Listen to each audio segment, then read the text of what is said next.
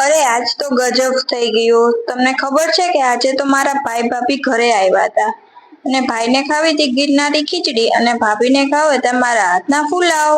તેની બે વચ્ચે મહાયુદ્ધ છવાઈ ગયું કે કોણ જીતે અને કોણ હારે તેવી પોઝિશન થઈ ગઈ. પછી તો શું અમે તો વિચાર્યું કે હવે શું કરશું, ભાઈને ભાભીને બંનેને સાચવવાના છે. થોડી વાર યુદ્ધ ચાલ્યો અને પછી તો ભાભી હાર માની લીધી કે કઈ નહીં, આજે બનાવીએ ગિરનારી ખીચડી.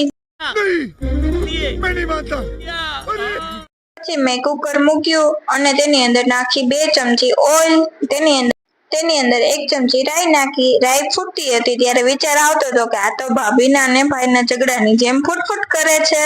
તો મેં ઝઘડો બંધ કરવા માટે તેની અંદર નાખી હિંગ, એટલે ઝઘડો બંધ થઈ ગયો. બસ નાખ્યા મેં બધા વેજીટેબલ, કેપ્સિકમ, ડુંગળી, ટમેટું અને સમારેલું રીંગણ અને તેની અંદર મીઠું નાખી દીધું સ્વાદ પ્રમાણે અને થોડો હળદર પાવડર નાખી દીધો. પછી તેની અંદર નાખ્યું મેં મરચું 2 ચમચી, મેગી મસાલો નાખ્યો સ્વાદ પ્રમાણે, તમે નાખી શકો છો, ન નાખો તો પણ ચાલે.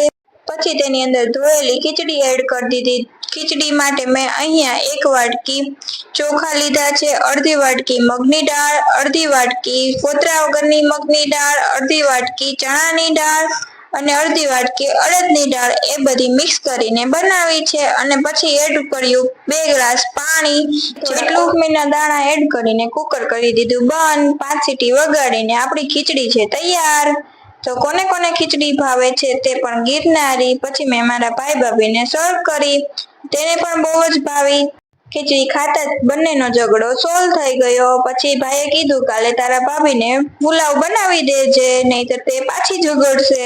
તમે આ રીતે ગિરનારી ખીચડી બનાવીને એકવાર જરૂર ટ્રાય કરજો. તો નેક્સ્ટ વિડીયોમાં, ત્યાં સુધી રાધે રાધે, જય શ્રી કૃષ્ણ, જય માતાજી.